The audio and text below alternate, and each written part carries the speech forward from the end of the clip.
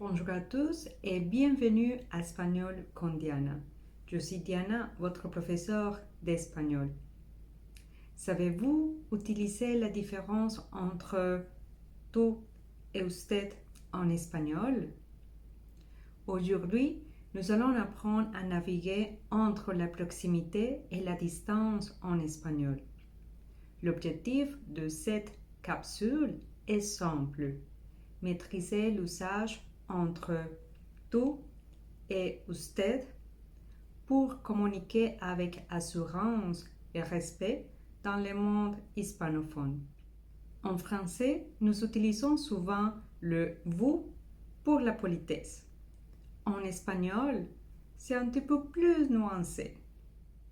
On utilise tú dans des contextes informels, par exemple avec la famille et les amis, entre collègues de même niveau. En Espagne, c'est presque la norme partout, même avec des inconnus de votre âge. À l'inverse, usted marque une distance de respect. On l'utilise pour des personnes plus âgées, dans un contexte hiérarchique, par exemple votre patron. En Amérique latine, c'est beaucoup plus fréquent qu'en Espagne, même pour des petites interactions quotidiennes au marché ou à la banque. Attention, la géographie change la règle. Si vous allez à Madrid, on vous dira tout très vite.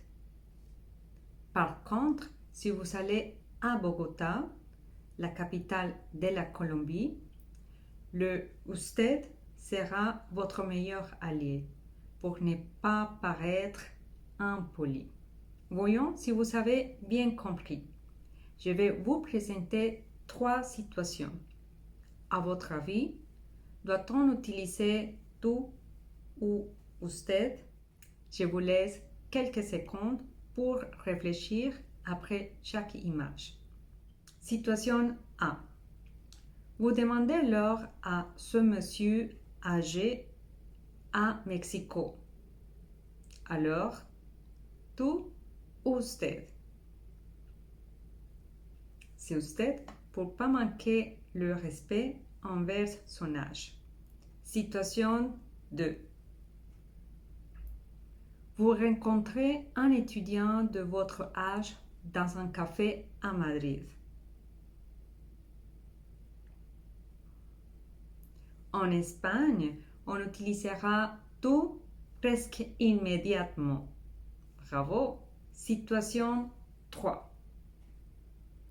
Vous parlez à votre nouveau patron lors d'une réunion formelle. Usted, sans aucun doute, pour marquer la hiérarchie professionnelle.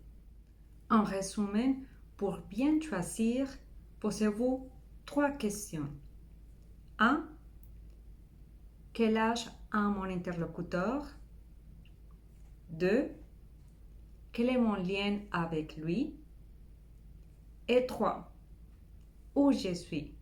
En Espagne ou en Amérique latine?